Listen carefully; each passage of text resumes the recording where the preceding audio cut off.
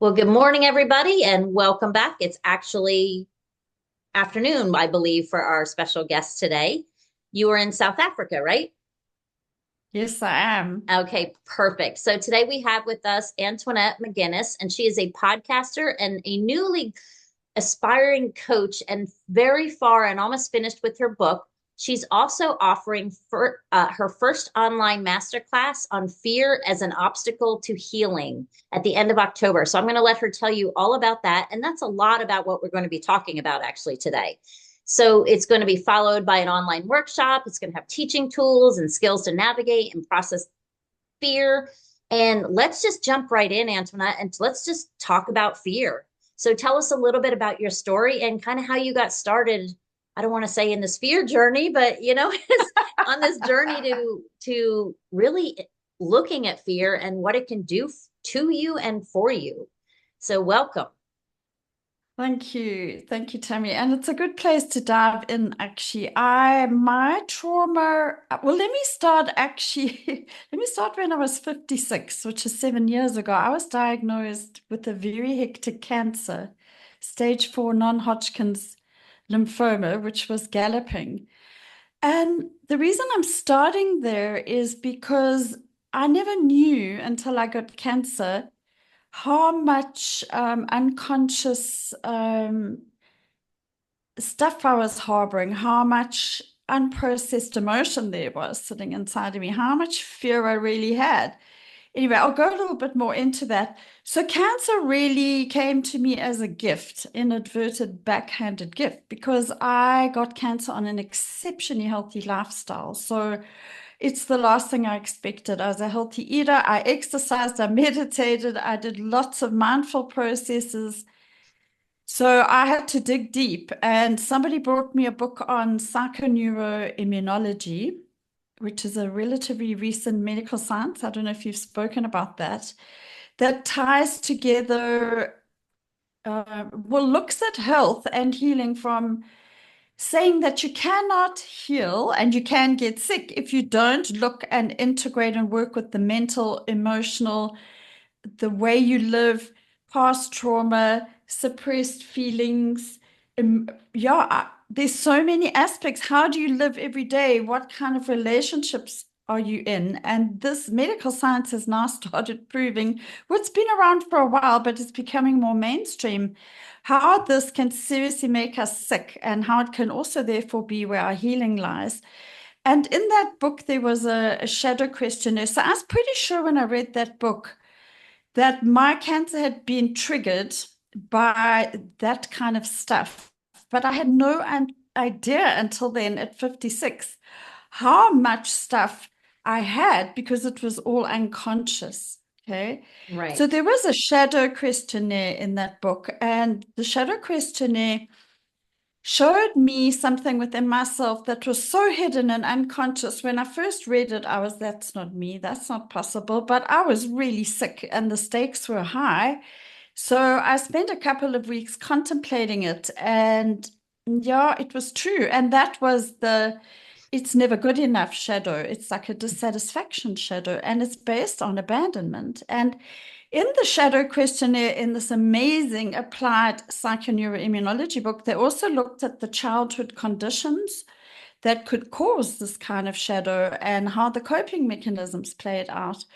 So, I mean, that was just one thread. There were many threads to me then going on a journey to explore how to work with my unconscious, to rewire my brain, actually, to reprogram this program I had in place, which was faulty. So there's so many threads to that journey, but maybe it's a good point then to thread straight back to my trauma. And mine was actually an in utero trauma. And the interesting thing is, I don't know, I haven't listened to all your podcasts, but I don't have the obvious trauma of this extreme alcoholic parent or beating as a child or incest or sexual molestation.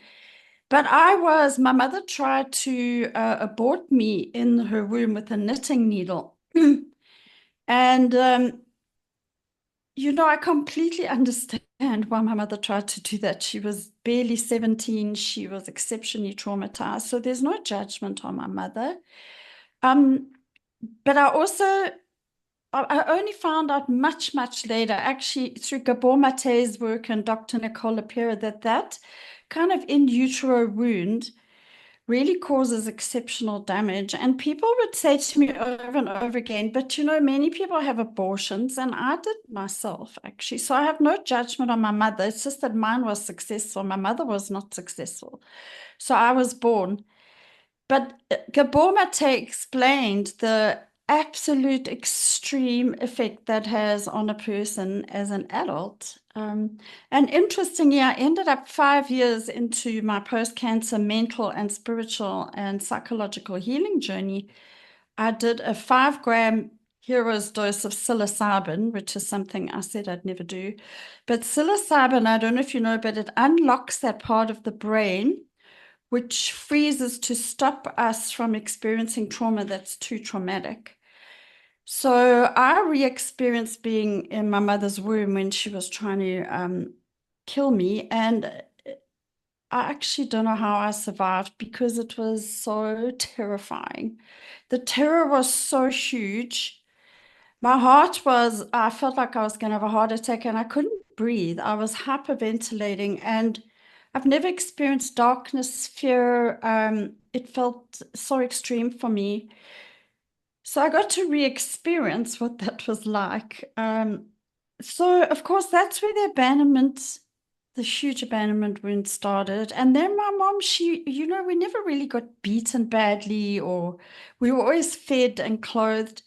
But my mother well, she's still alive. So it's the first time I've really spoken about this, actually. My mother is an extreme narcissist, manipulator, and of no fault of her own. Of course, everyone parents from their own parenting and their own trauma.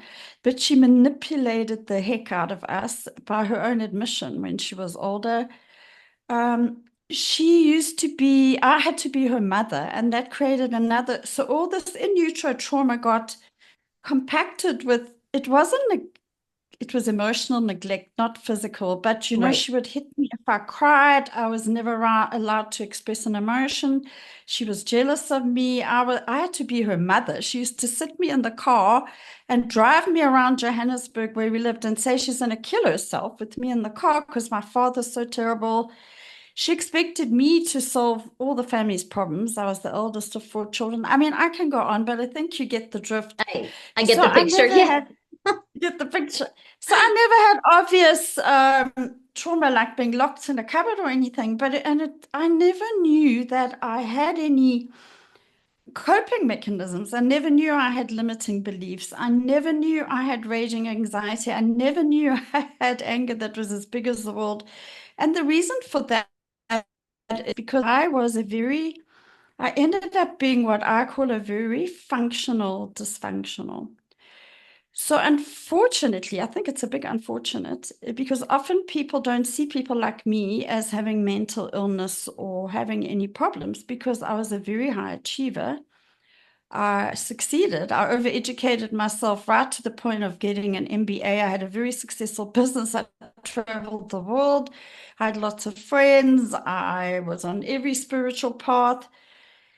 I constantly had a grinding fear inside and it's not good enough. And I couldn't hold down. And to this day, I haven't a successful romantic relationship. But I was very functional. And unfortunately, I got applauded for it over and over again. People told me how amazing I am, how confident I am, how much I'm loved and liked. So when I started recognizing my own, it was only in 2014, 3 years before my cancer diagnosis, I started recognizing through my business partner that I wasn't okay, actually, that I was oversensitive, over controlling, paranoid, overworking.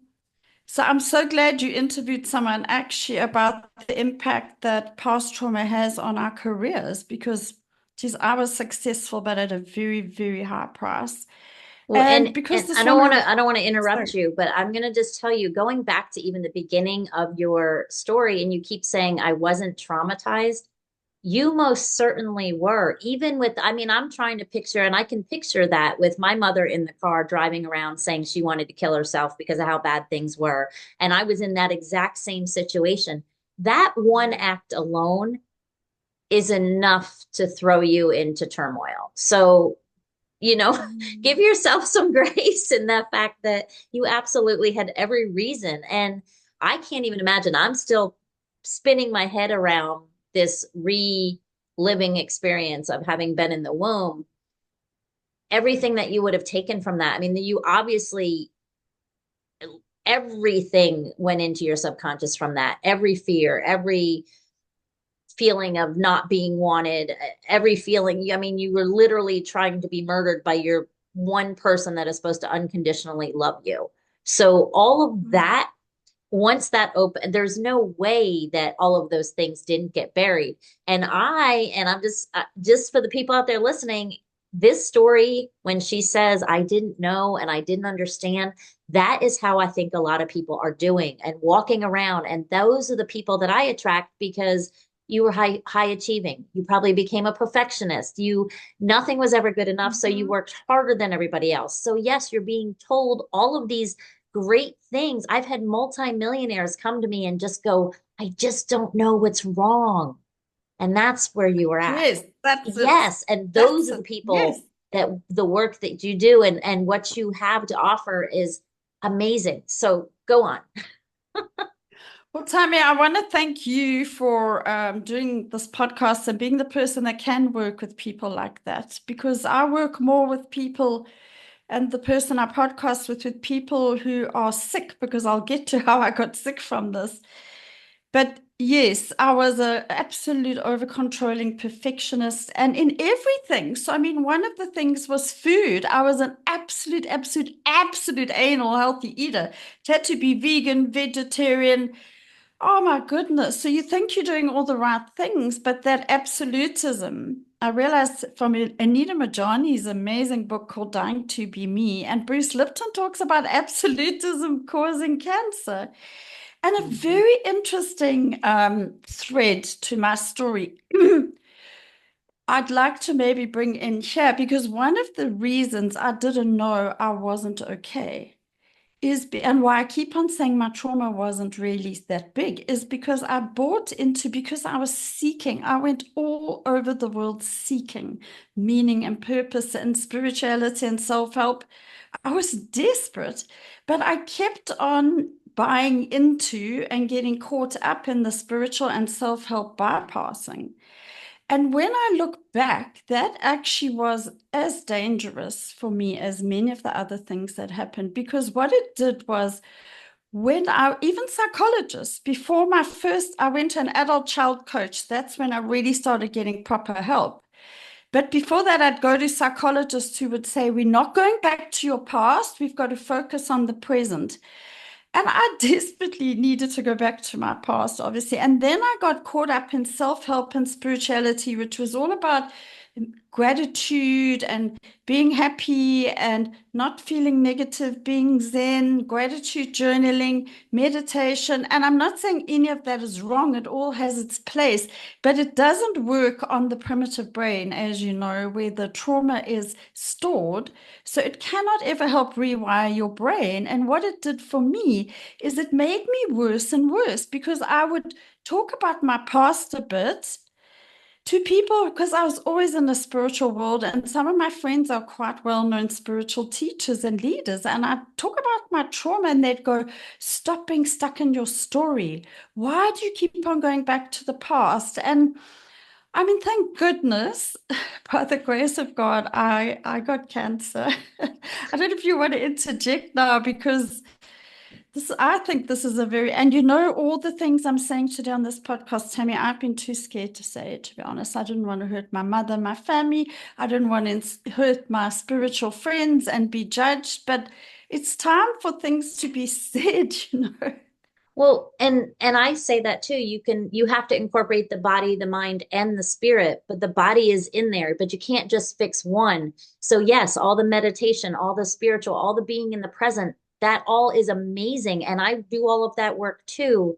But I also did years and years and years of inner child work where I went back and I reparented my inner child because, like you said, you're acting out your whatever your boss said, you're overreactive, you're this, you're that. That's all coming from your subconscious brain.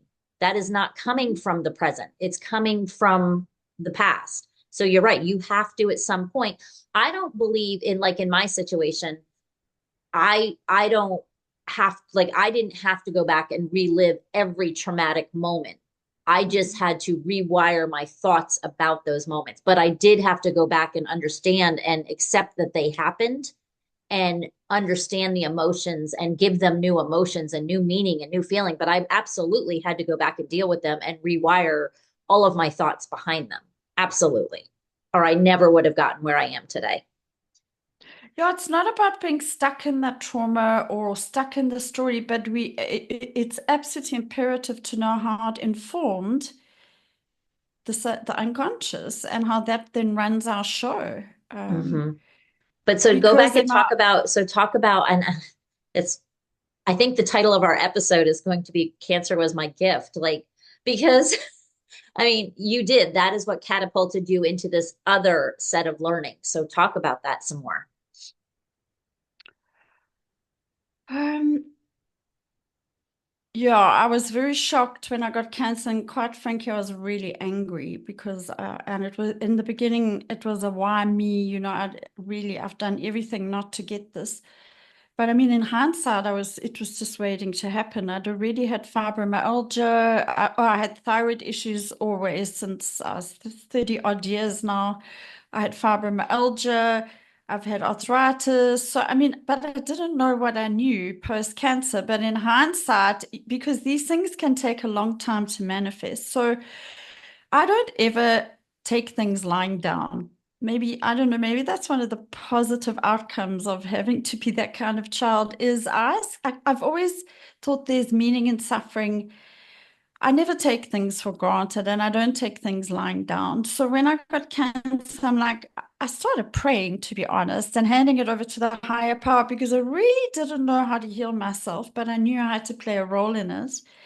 And of course, all that spirituality I'd got tied up in also played a positive role because I had studied Reiki and energy healing. So I just started doing some self-healing on my body and chanting. And the next thing I got a message from my higher self, I guess, or from God saying, you have to throw out every belief system you've got and start again. That was Mm-hmm. terrifying because I had such strong beliefs. And then I realized through a Bruce Lipton clip, I actually had to reprogram the program. And then I got the psychoneuroimmunology book. And then I bumped into a woman who had a shop in the area I lived in. It turned out she was an adult child coach. I'd never heard of it. I had no idea what it was, but I just went to her. And in 6 sessions, there was a really big turning point for me because first she showed me my own dysfunction in situations that were really not good for me. Like I went there telling about my bad relationships and all this and that, and she's like, but beautifully showed me my role in it. She showed me how I'd ended up being the way I was, and she said you can blame your mother, not to hate my mother, but just for understanding. And then she gave me a whole lot of homework no one had ever. I a lot of homework.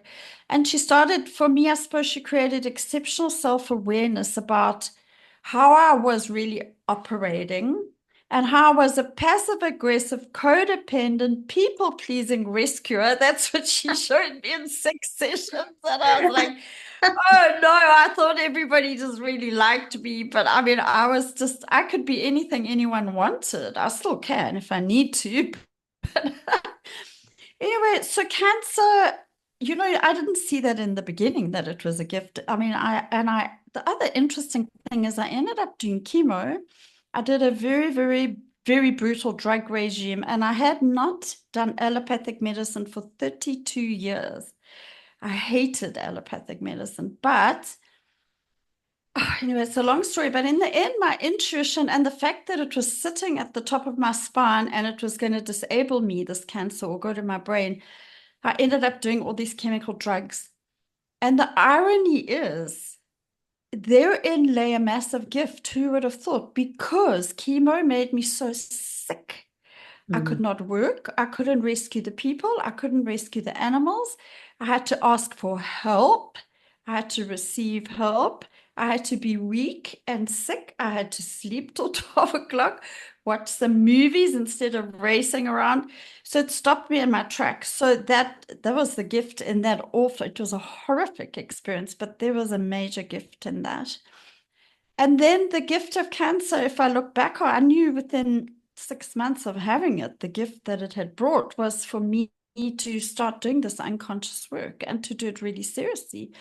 Because if you have to heal yourself of cancer, you take that kind of thing very seriously. And it's funny because people will go, no, stress can't cause cancer, it's cancer. But look at all the other things that you just mentioned that you had going on, the fibromyalgia and all of that, and the arthritis. What is that? That's all inflammation. Arthritis is all inflammation, and inflammation is caused by stress, whether it's physical or emotional. So it goes, everybody I meet, I also sell essential oils, and everybody I meet, they're like, well, what do you have that can help me? I'm like, well, let me guess. You have digestion issues, you have inflammation, and you don't sleep well. And they're like, yeah. And I'm like, you and half the other world that is living in this trauma reactive world, So it's just, it stands to reason, even though it sounds crazy, but keep going. I just want to, I know, like arthritis, inflammation, it's a killer. It's a killer. And that's what, that's stress, whether it's emotion, and people don't believe it, but it absolutely, and there's science behind it. That's why I love that you bring in the science, it's like with traumatized children, there's science behind the fact that the portions of their brain get smaller and they shrink and they're not used. And that is your reasoning and your logic. So when you bring in the science, sometimes it also helps people that may be kind of denying that their past is what's hurting them. When you can bring the science, then all of a sudden it gives clarity to the fact that it is absolutely not their fault.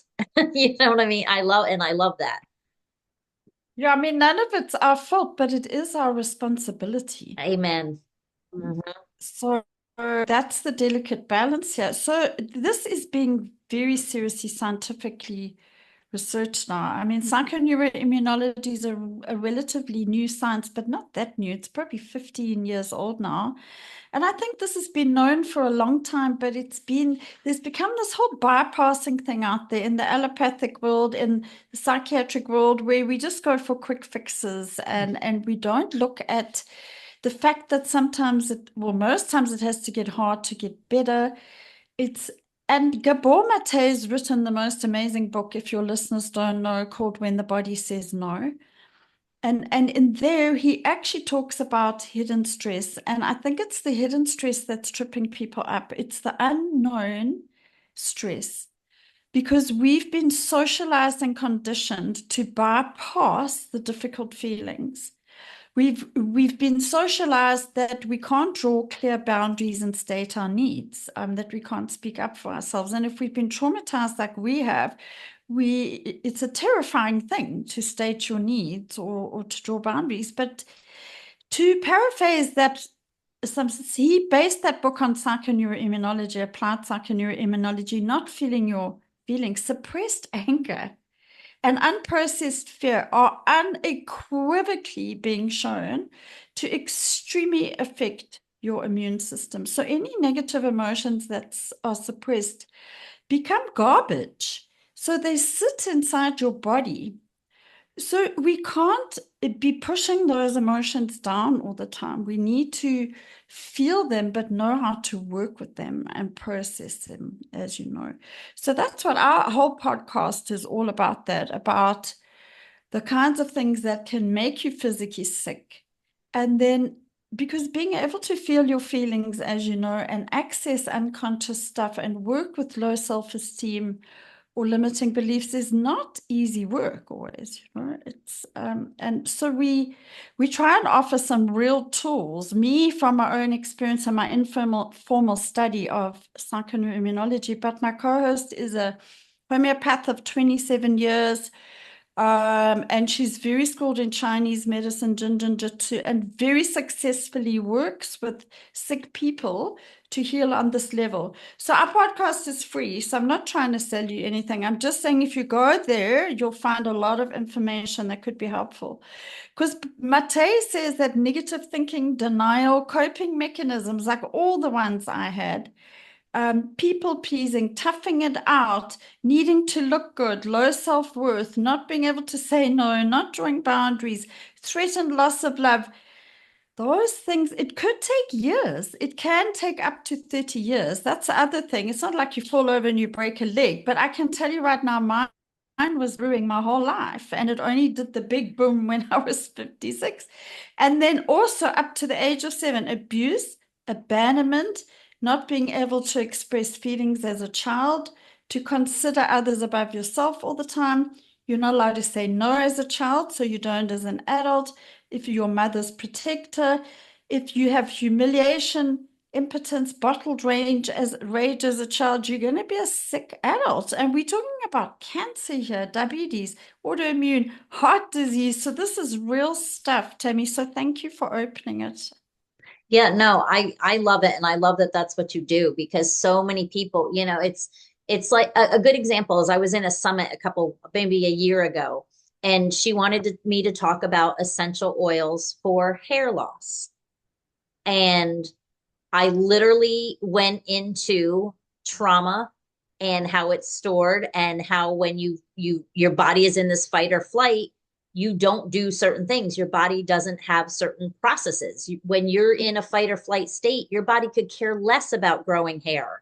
Your body could care less about digesting food. It doesn't know if you're going to need another meal. So there's so many of these processes. So I literally started with, I can give you tea tree oil, I can give you lavender, I can give you all this stuff for hair, but if you're chronically stressed, it's not going to help. And they were like, whoa. And, it's like literally any topic you talk about, you can send it back, you can trace it back to some kind of chronic stress. And it's just all of them, cortisol, weight gain. Weight gain comes from people being in this constant fight or flight, and this constant, spitting out all this cortisol and adrenaline, which serves a purpose, but it doesn't serve a purpose long term. Our body God made these bodies perfectly functioning the way they were meant to be. And we were meant to be hit with a stressor and then learn how to regulate and come out of that stress. And we don't anymore. We stay, like you said, all of the suppressed stuff.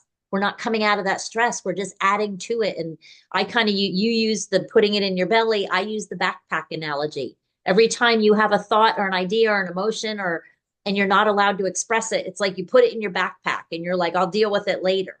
Well, now it's 30 years later, and you got 4,000 of these things in your backpack.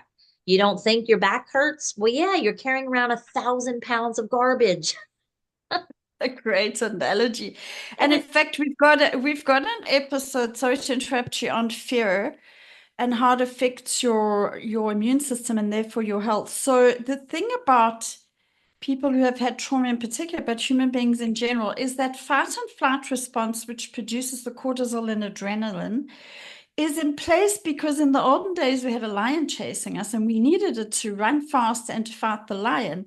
But in our modern life, we don't really have those external stresses by and large, but it's all these unknown, unseen internal stresses that we're constantly in that state these days. Even if we haven't had huge past trauma, human beings by and large live in a state of high adrenaline and cortisol. And what they don't realize, because they don't even know it's happening, is that unless there's that external threat and you're using it for that, it just starts eroding your immune system. And then one of two things happen. Either your immune system breaks down, as in cancer, and you get cancer because you can't fight it off, or your immune system turns in on itself, which makes so much sense. So those of us that have had massive trauma as children, which seems to be a lot of people, we're in constant fear, aren't we? And therefore we're in fight and flight. And that is there 24 hours a day until you access it and have tools to deal with it. So you had a lot of, so do you think, wait, because you talk a lot about fear, was your fear the, talk about your fear as far as fear leading to the physical illness. Was it from in the womb or was it later on, do you think? To be honest with you, Tammy, I never knew I had any fear or anger. Oh, I had this kind of grinding low-level fear my whole life, but it was unspecified. So only post-cancer did I start accessing, let me talk about anger first, because anger and fear are the two biggest things for our health. I had never had an angry moment in my life. I'd never felt anger, I promise you, until 56. And this coach kept on saying to me, you don't just have anger, you have rage. And the first thing she made me do was write a letter of righteous anger to my mother, because we're allowed to be angry. That's the other thing. Mhm. We've been conditioned and socialized that anger is a dysfunctional emotion. And the thing about anger, PNI says that if you're expressing anger in a very aggressive way, it's very bad for your health. And if you're suppressing it, it's very bad. But if you're processing and working with your anger in the right way, that's where your mental and physical healing lies. So we're allowed to be angry, and righteous anger is valid and important. So Yes. that's the anger thing. The fear thing, to be honest with you, the more I've gone down this journey, and so it's 7 years since I've had cancer. As you know, it's a multi-layered process. When you've had such a deep trauma, especially, you don't get right down to the root of the unconscious. Mm-mm. It goes a little bit, a little bit. I mean, it took me years to access my shame. It took me 3 years to access bitterness and resentment, which are big feelings. I never had it in me, but boy, was it there. And the fear, interestingly, has been coming up bigger and bigger and bigger as it goes along this journey. To be honest, it's just got worse and worse. But I know how to work with it now and process it and deal with it. And one of the things that just came to me intuitively, I don't know if you teach this, but is that when this raging fear comes up, and it comes up in the form of extreme anxiety for me now, and it's anxiety over small things. I was not anxious when I had cancer or I was in a plane crash, but I get exceptionally anxious. Like, I help some dogs here, poor starving dogs, and we sterilize them. And one day there was a dog with a broken leg, and I couldn't help it because I was too busy. And I went into this anxiety spiral beyond comprehension, and I couldn't work. I was like, no, this is a trigger. I shouldn't be this anxious. Why am I this anxious? It doesn't make sense. So when I make inquiry like that now, I get the answers. And what was underlying that anger was guilt. Then I'm like, but why am I guilty? I help so many dogs all the time. I'm feeling so guilty about this. And then what was underlying that was shame. And then I was like, shame. And then this memory popped up. It just happens with me now. The unconscious just comes. My mother made me responsible for her happiness, for our whole family's Mm-hmm. functioning. So everything outside of myself now, I feel responsible for. In our village, if there's politics, I have to sort it out. If there's somebody who's unhappy, so I have this external locus of control all the time. And when I can't control those outside things or help, I get anxious, It's guilty. it it's so funny when you said that because as soon as you said the thing about the dog, I literally went 4 steps back in your mind, in my mind. And I was like, oh, it's so much Really? got to do with her mother and not taking care of her mother and not being able to help her. I'm like, literally, I knew where that was coming from. So I'm glad you said that. So, Tammy, I'd like to endorse you, although you've never been my coach. You see, I had 6 sessions with that coach, 3 sessions with a very good psychiatrist. But besides that, I've done all of this myself. And because I moved to a very remote area where I live here, so I can tell people that if you get the right help and good help, it short circuits this journey. Am I right? Like, you could have gone straight there. It's taken me 7 years to get there on my own journey. And that's why I do what I do because I'm like, it took me, years to feel anger. And then I was like, but now it's like I can walk people through. I used to have debilitating anxiety attacks to where I couldn't function. The overwhelm would come over me and I froze. I literally was like, if I can't do it all, I'm going to do nothing. And I couldn't That's compartmentalize things. I couldn't decide anything. but now I have all the tricks and the tools to do that. So it's like, yeah, I'm like, God, what took me 30 years of learning, I can give someone in 3 1 hour sessions or two, sometimes one. My very first paying client, she said to me, I've been going to therapy for 11 years and been paying this therapist for 11 years. And she said, in 18 minutes, you told me more about why I am the way I am. And she goes, and Oh, it made sense in 18 minutes. I said, because I was you.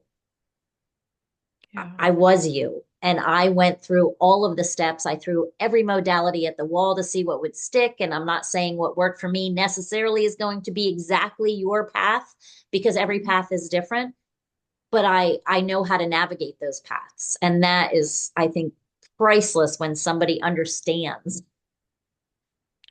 Oh, absolutely. That's why we encourage people to do their homework and get the right help and use your intuition to choose that help. And it's not always the highly trained person or the. And the thing is, when people like us, I don't know what it's been like for you, Tammy, but for me, it's because you've got to feel your emotions and ride the wave of them till it hopefully softly comes down to the shore.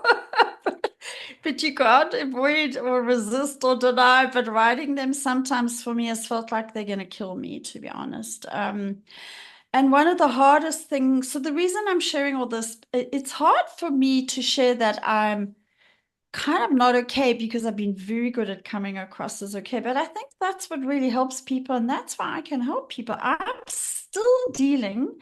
One of the most insidious, unconscious things for me I've only recognized in the last few months is self-sabotage. I had no idea how sneaky it can be because the obvious ones, the alcohol and all that they're too obvious for me now. But it sneaks up on me. Like this morning, because we were doing this recording, my little inner child is speaking terrified. I don't know, I suppose of criticism, abandonment, not showing up properly, failing, I won't be good enough. So, what did we do this morning? We didn't sleep well last night. We got up and we were in a terribly bad mood. I can be very moody. I've got borderline, or I've had borderline personality and exceptionally irritable. And so angry with myself. So I go down to the beach, and 1 minute I'm screaming and crying, and the next minute I'm praying, and the next minute I'm dancing and singing. And I'm like, who are you? What are you doing? And I'm like, oh, I'm having a little freak out. But I just, I kind of allow it now. And even sometimes then I came home and I was so angry because the people next door are building and they didn't speak to me about it. I get so self-righteous and angry about things. But what I do now is I know when that level of anger comes up in me, I've got to do something about it. So lucky I live alone. It's just my poor dog. I took a tea towel and I started hitting the cupboard and I was screaming at these inconsiderate people. And then I sat down in the chair and I had a good cry. I'm like, oh, and now I've got to record a podcast. But of course, all of this, because I know myself enough now, is my little inner child just freaking out. She's just like, we can't do this stuff, Antoinette. It's too scary. We're gonna die. And So I'm a like, suggestion for you, I don't know if you've actually done the process of inner child work. Keep a mirror of maybe your not younger enough. self. Have you? Do you have a Sorry, picture of I your have. young Do you have a picture Say of your again. younger Sorry. self on your mirror? You No. do? Put a picture of your younger self on your mirror if you can find a picture of your younger self. And when you're feeling like that, and you can say, you just verbalized to me, it was my 5 year old or it was my younger self freaking out. Go look at the younger self next to yourself in a mirror and tell it it's okay. Tell it it's safe. Okay. Tell it it doesn't have to be like that. Write it a letter before you go to bed at night. But when you can see the two because you're angry and you're it's that little baby or that little child lashing out, put a picture. When you can see the two of them together, you'll start to see the vulnerability in that little girl, and you'll start to be Okay. able to love on that little girl so much more. And that is jump starts your whole process of the rewiring too. But just physically say, I mean, I thought my person was crazy that told me to do that at first. And my best expression was it felt crazy until all of a sudden it didn't. All of a sudden Wow. I would look at that little girl and I would be like, wow, she was so vulnerable. And yeah, she needed something then and I didn't give it to her, or wasn't able to help her, or she wasn't helped. Talk to it. Talk to the picture. When you talk to the picture next to your own picture, it will change the way you look at things. Oh, thank you for that. And actually, if I can reflect one of my, not failures, but because I've done this the hard way to your audience. So thank you for that. The, and Loretta pointed this out to me, my co-host and co-partner, and now you've just verified it. The one thing I haven't done well is inner child work. And what Loretta pointed out to me is I've been treating my inner child the way my mother treated me. Do you know what a big turning point it's been for? I've been whipping her and shouting at her and telling her and I'm like, how could I? This morning, I think part of why I was crying, I'm like, how could I have done that to my inner child when that's exactly what was done to me? So thank you. I am going Yep. to go and do that straight away. I used to go to a park and sit with a little stuffed animal. This is when I'm 30 years old. Go to a park and sit with a stuffed animal and pretend it was my little me. And I would talk to it like I was talking to my best friend in the whole world. And That's you have to amazing. learn to love. Like, I couldn't stand the first time I looked at a picture of myself, I felt disgust. I don't know why. Like, I felt disgust looking at a picture of my baby self. Like, she should have known better. She should have done this. No, it took me a long time to realize the vulnerability in that little child and to love it. But ultimately, it is you. So learn Yes, to thank love you. it like your own best friend. Oh, that's a whole big piece of my puzzle. That's thank you. Gee whiz, because I got a free coaching session. Well, that's So, that's what we're yes. here for. So I want to talk more. I know I could talk to you all day and we're going to run out of time, but tell Mhm. us about, because you talked about the fear, tell us about your workshop coming up because I really want people to hear about that. Yeah, so Loretta and I have done an episode on the how fear plays out in your body, and it's one of the most dangerous things for your health. So go have a look on our podcast. We've talked about limiting beliefs, unconscious programming, all of that, and how it affects your health. But one of the major, major things you need to learn to work with, identify and work with is fear. If you're physically ill and you want to try and heal. So we couldn't cover everything in the podcast. So we decided to offer a masterclass on the 30th of October. Now, the end of this month, it's only 27 US dollars or 400 Rand. We wanted it to be very accessible.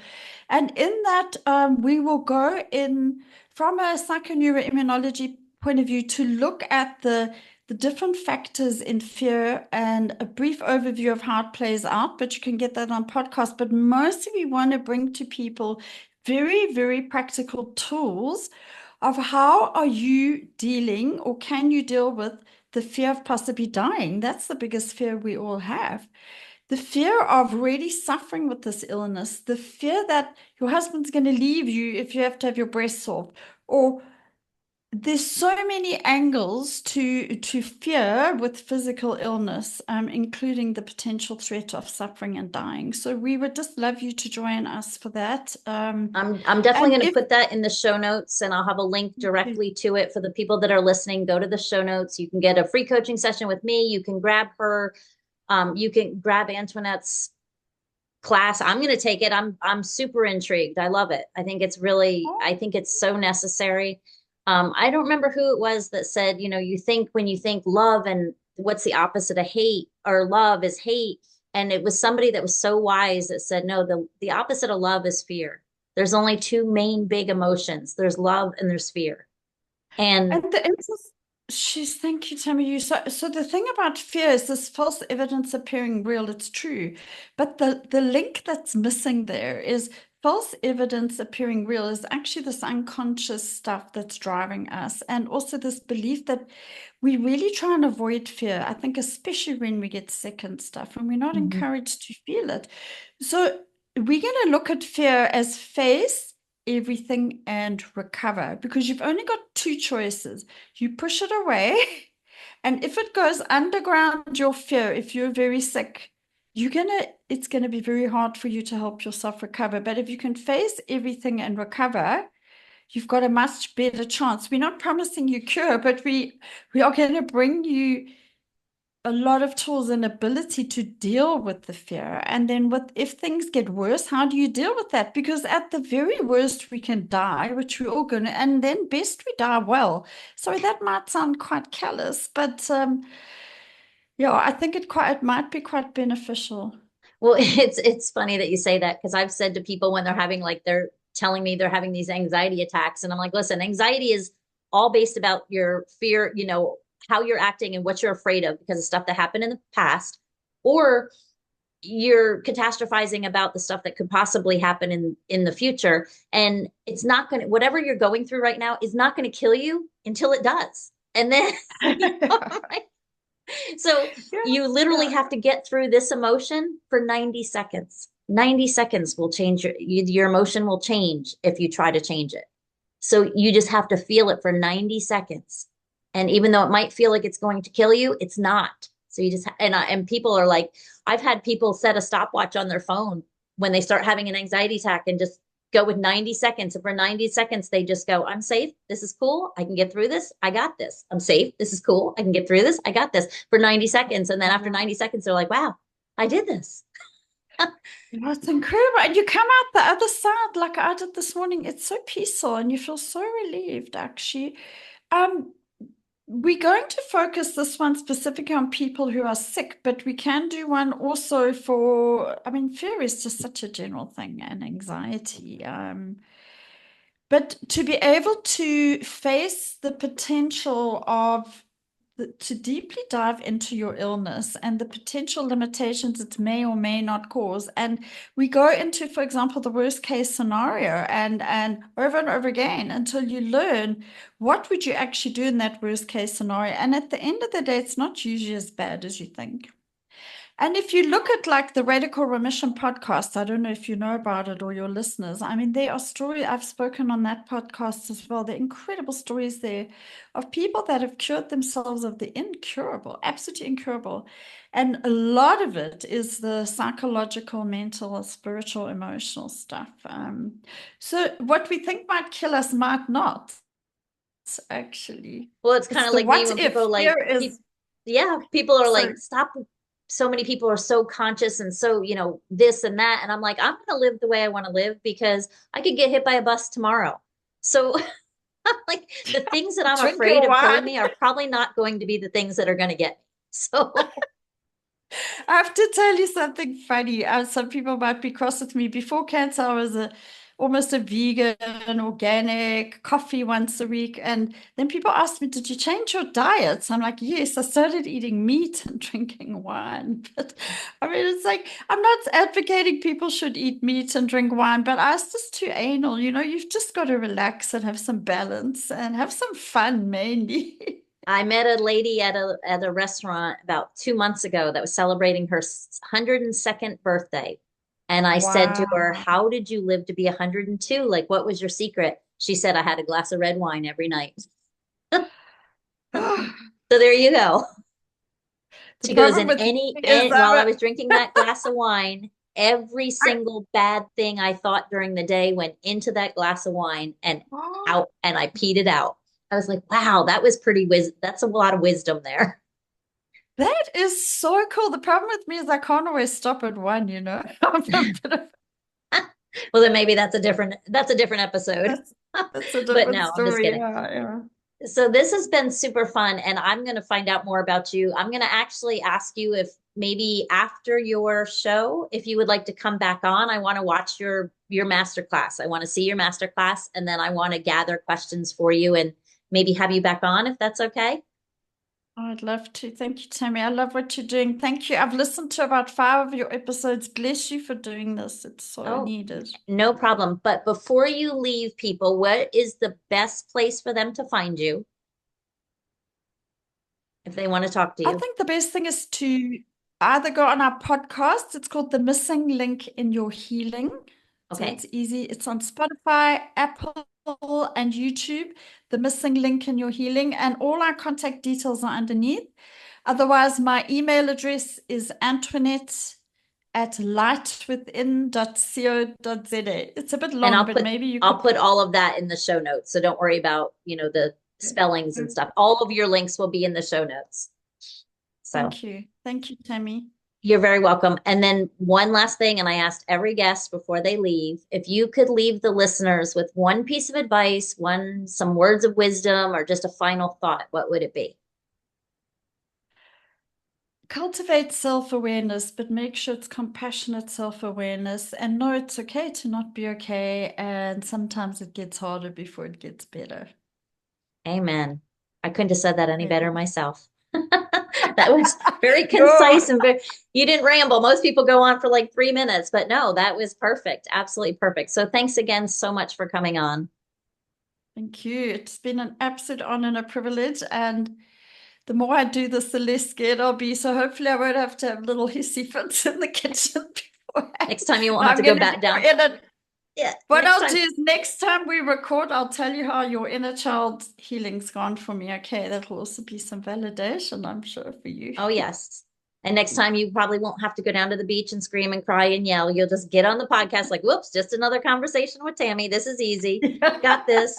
So Thank you, So thanks Tammy. again. I Bless appreciate it for all the listeners out there. Wow, so many golden nuggets, so many things you've learned, so many things you can take with you. Hopefully you've learned. Hopefully some of this has resonated with you. Check the show notes. Everything is in there, including some freebies, courses, whatever you need. It's you're going to find it in there between Antoinette's show notes and my show notes. You got it all.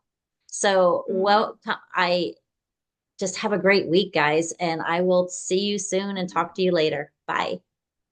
Bye.